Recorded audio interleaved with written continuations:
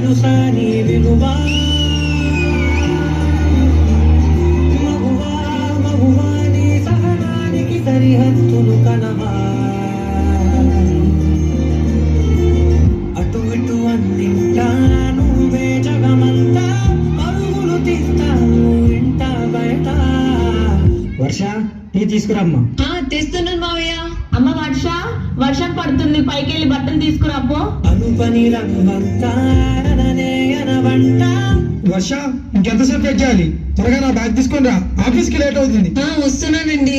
అమ్మా పెరుగులు పూస్తారు వెళ్ళేదారంతా.